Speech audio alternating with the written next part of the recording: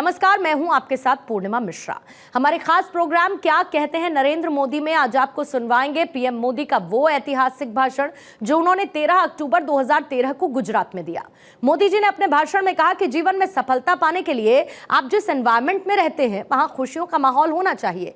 अगर आपके आसपास खुशियों का माहौल नहीं है तो आप कभी भी खुश नहीं रह सकते हैं, ना खुशियां पा सकते हैं और ना ही खुशियां बांट सकते हैं। ज्ञान कितना ही भरपूर क्यों न हो, सत्ता कितनी ही विशाल क्यों न हो, संपत्ति कितनी ही अकूट क्यों न हो, लेकिन अगर संस्कार नहीं होते हैं तो ये पल भर में सब विनाश हो जाता, चूर चूर हो जाता। व्यक्ति का अहंकार व्यक्ति को कहां तक गिरा सकता है।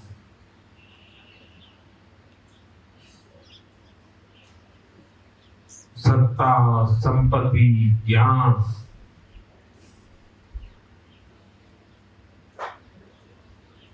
अगर कुसंस्कारों के साथ जुड़ जाए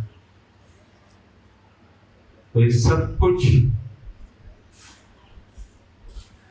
नाश हो जाता है। और रावण उसका सबसे बड़ा उदाहरण है। क्या नहीं था उसके पास, उसको ईश्वर के भी आशीर्वाद थे, उसने ईश्वर की साधना की थी, स्वयं परमात्मा से मिलन किया। संपत्ति का तो कोई हिसाब ही नहीं, अपार सत्ता थी। ज्ञान में भी अगर वो शास्त्रार्थ किसी करेगा, उसको मौका आया तो शायद वो किसी को भी परास्त कर सकते हैं, बड़ा ज्ञानी था। लेकिन जीवन की कसौटी पर वो खरा नहीं होता और परिणाम ये आया कि उसका विनाश हुआ। हम कहीं पर भी हो, किसी रूप में क्यों ना हो,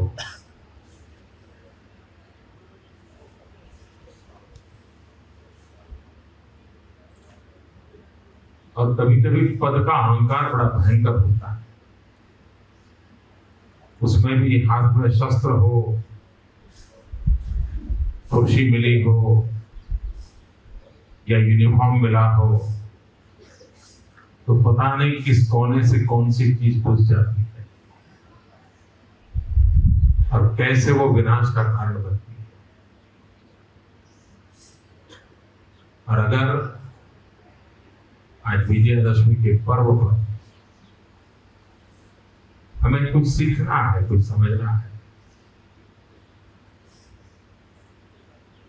तो जितना राम के विजय के साथ जुड़ा हुआ सीख है, राम के आदर्शों के साथ जुड़ी हुई सीख है, श्री राम की तपस्या के साथ जुड़ी हुई जो सीख है, उससे तो हम भली भांति परिचित हैं। अपने परिवार में भी बाल बच्चों को, यार दोस्तों के साथ बैठकर तो उसका उदाहरण देते हैं। लेकिन कभी कभी रावण के विनाश से भी सीख मिल सकती है। कभी कभी बुरी घटनाएं भी अच्छा बनने के लिए अवसर देती है। हमारे व्यक्ति के जीवन में भी अनेक बार ऐसी घटनाएं घटती हैं जिसके कारण बाद में लगता है यार अच्छा होता, ऐसा न होता। और जीवन में अच्छा करने के लिए बहुत समय लगता है, अविरत साधना करनी पड़ती है। एक निष्ठ, जैसे एकलव्य ने गुरु द्रोण की प्रतिमा बनाकर तीरंदाजी सीखने के लिए पूरी तरह अपने आप को खपा दिया था, तब जाकर के इतना बड़ा योद्धा बन पाया। उस प्रकार से जीवन में कुछ पाने के लिए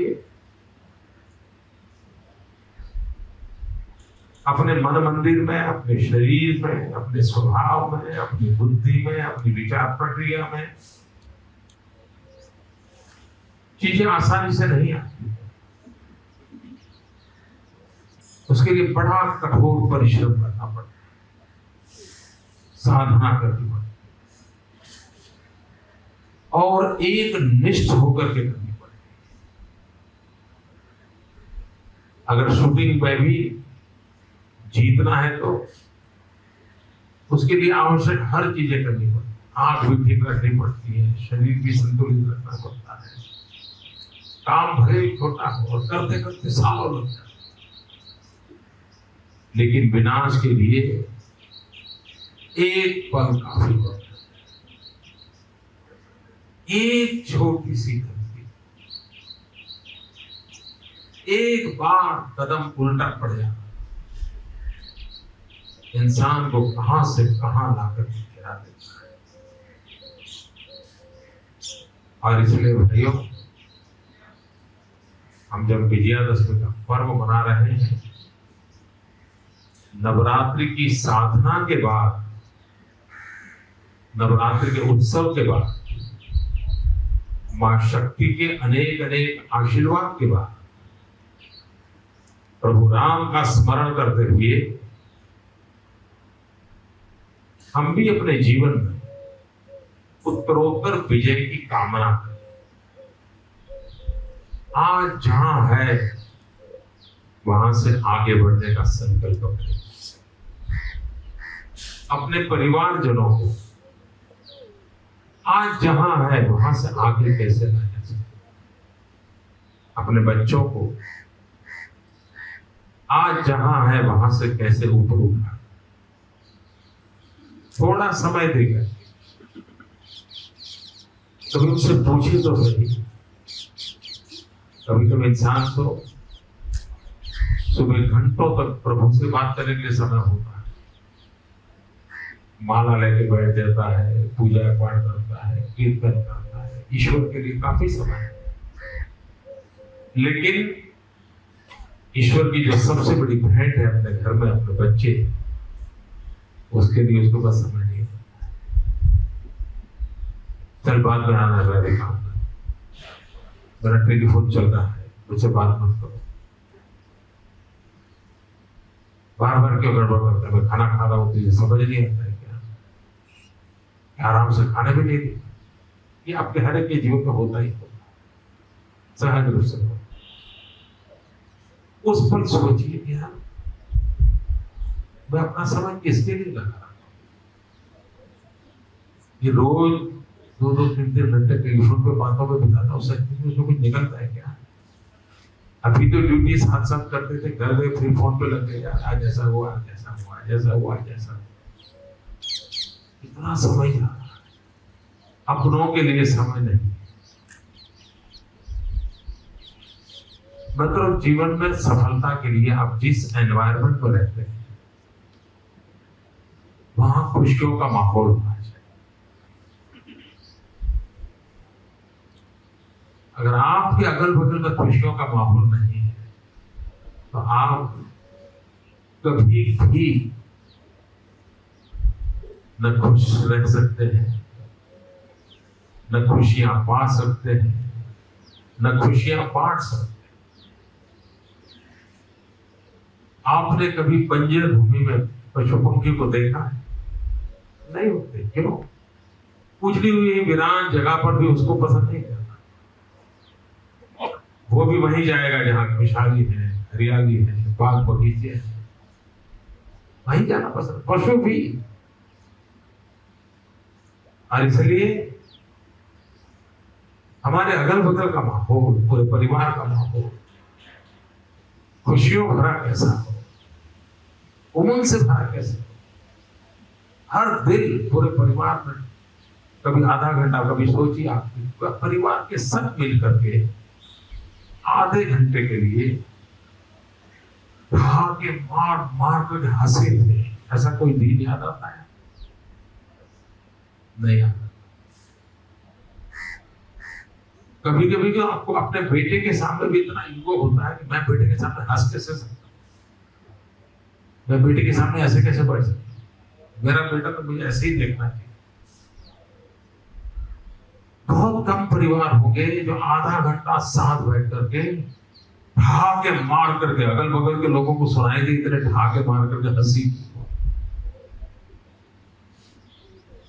जिंदगी जीने की सारी औषध है, और इसलिए जैसे हम थक करके घर से बाहर से आए, बहुत थके हो, और सिर्फ पानी से मुंह धो देते हैं तो कितने फ्रेश हो जाते हैं। अब वो कोई कंपनी ने बनाई हुई कोई बहुत विशिष्ट प्रकार की का स्प्रे तो है नहीं, सीधा साधा पानी। ईश्वर ने कितना बड़ा नजराना दिया है।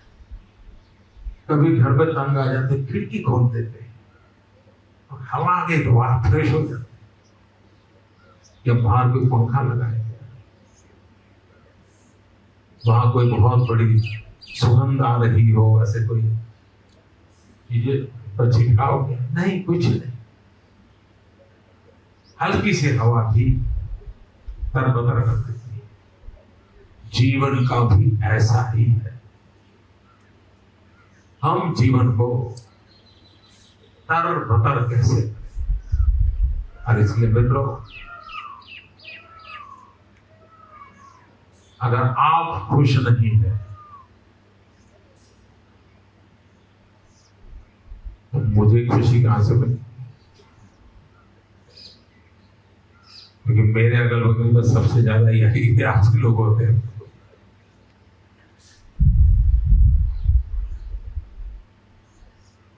सोने के समय के सिवाय सारा समय आप लोगों के बीच में मेरा होता है।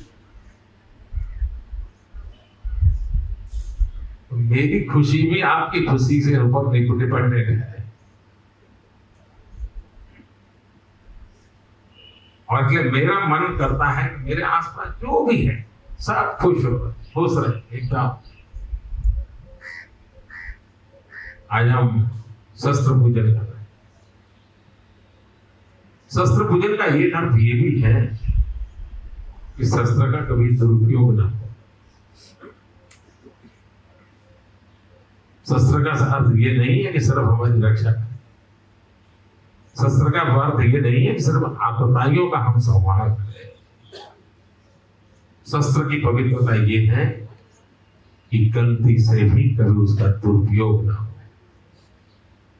कभी कभी अखबार में पढ़ते हैं किसी कांस्टेबल का सर फिर गया और अपनी सर्विस रिवॉल्वर से बीवी को मार दिया।